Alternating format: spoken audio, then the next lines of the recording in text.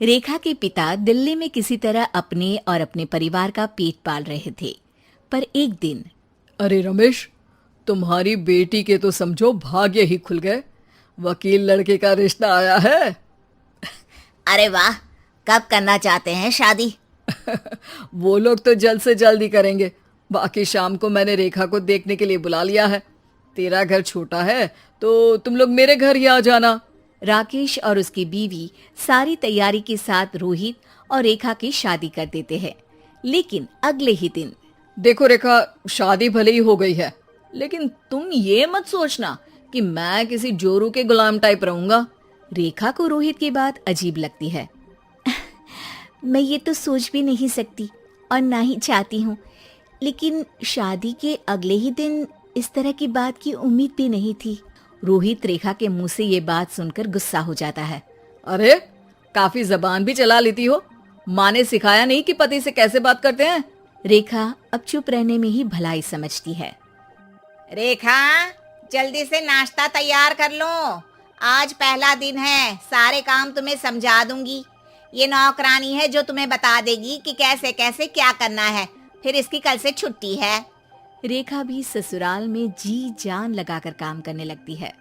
खाली समय मिलता तो पति के वकालत की किताब उठाकर पढ़ने लगती।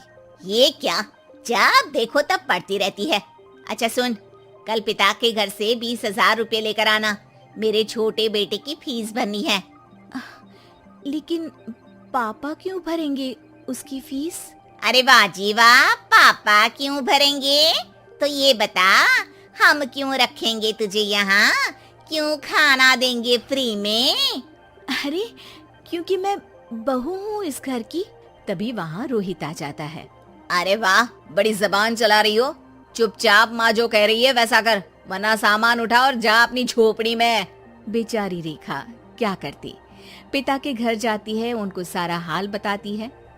पिता भी जैसे तैसे पैसों का इंतजाम कर बेटी को ससुराल के लिए विदा करते हैं।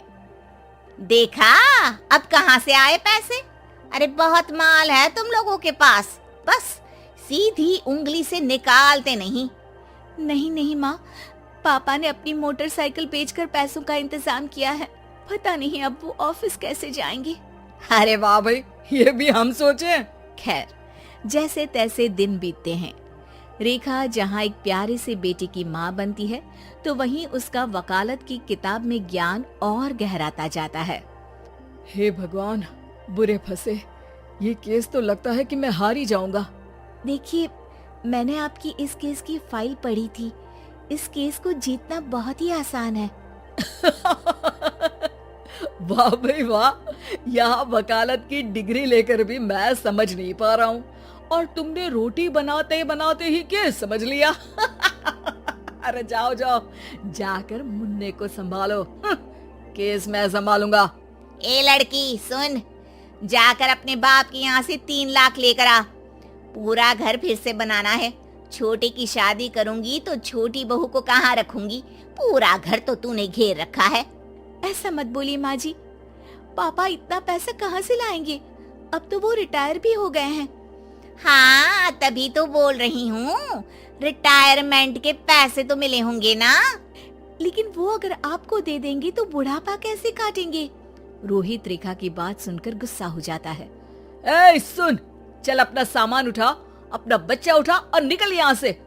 रेखा के लाख आग्रह के बाद भी रोहित और उसकी सास उसे घर में नहीं रखते।